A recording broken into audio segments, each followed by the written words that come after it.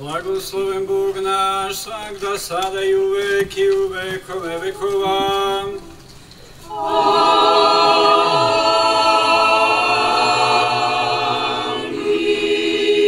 Prošlo je 80 godina od početka genocida nad srpskim narodom u NDH.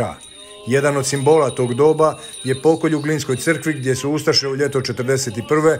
pobile više od 1000 Srba iz Topuskog i Vrginmosta. Načelnik Vrginmosta Milan Vrga na jučerašnjoj komemoraciji povodom 80. obljetnice Glinskog pokolja obratio se okupljenima u ime potomaka žrtava i podsjetio na revizionizam kojim se danas vrijeđa uspomena na žrtve genocida. Mi potomci žrtava stojimo i pred tom revizijom mirne savjesti. Ali sa žaljenjem da je tako teško sačuvati dostojanstvo žrtava kao i naše vlastito. No mi u tome nećemo posustati. Potpredsjednik Hrvatske vlade Boris Milošević prisjetio se ljudi koji su usred ustaškog orgijanja pokušavali pomoći Srbima. Jedan od njih bio je katolički svećenik Franc Žužek. On je u svom govoru, kad se gradio spomen dom, a tako je ostalo zapisano, rekao da je on za vrijeme rata radio samo ono što je dužan svaki kršćanin i čovjek da radi. Da pomogne one koji su u nevolji. Na komemoraciji je govorio izaslanik Aleksandra Vučića, predsjednika Republike Srbije, Veran Matić, koji je podržao proces izmirenja Srba i Hrvata, započet još prošle godine posjetima mjestima stradanja i obljetnice Oluje u Kninu.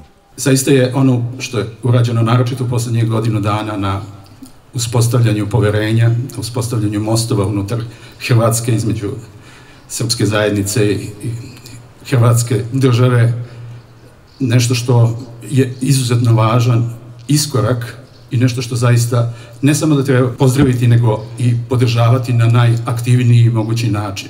Predsjednik Srpskog narodnog vijeća, koji je skupa s Antifašističkom ligom organiziralo komemoraciju, Milorad Pupovac, prisjetio se još nekoliko ustaških zločina u pravoslavnim crkvama, ali Glina je nešto drugo. Glinska crkva se od ostalih crkava izdvaja ne samo po broju žrtava, po broju ubilačkih kampanja, nego se izdvaja po tome što se u njoj sabiru svi elementi plana poništenja jednog naroda. Pupovac je podsjetio i na nešto čime se mnogi Srbi ne mogu ponositi. Da je ovaj zločin ovdje bio i upotrebljavan i od nas Srba. Ne za sjećanje na patnju naših sunarodnjaka i naše iskupljenje kroz njihovu patnju, nego za produbljivanje mržnje i uključivanje u nasilje.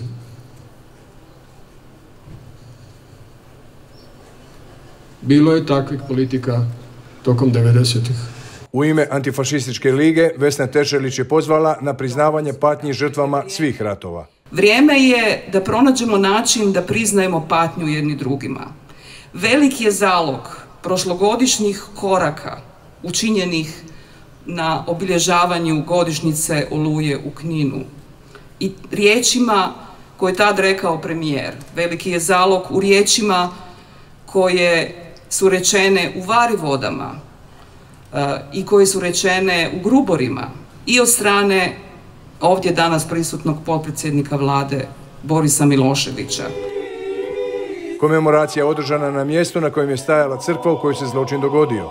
Nakon rata je izgrađen spomen dom koji je protuzakonitom odlukom lokalnih vlasti u Glini preimenovan u Hrvatski dom. I ne postoji grublji oblik negacionizma negoli da neko općinsko vijeće, neko općinsko poglavarstvo donese odluku o takvom preimenovanju. Hrvatski dom je časno ime, ali Hrvatski dom stajao je na mjestu gdje su sada ove stambene zgrade. I sigurna sam da u Glini može biti mjesta i za Hrvatski dom, ali ne na ovom mjestu gdje je stajala crkva Presvete Bogorodice. Uoči komemoracije Vesna Tečelić i Milorad Pupovac položili su vijence u čast hrvatskim civilima i vojnicima poginulima u Domovinskom ratu.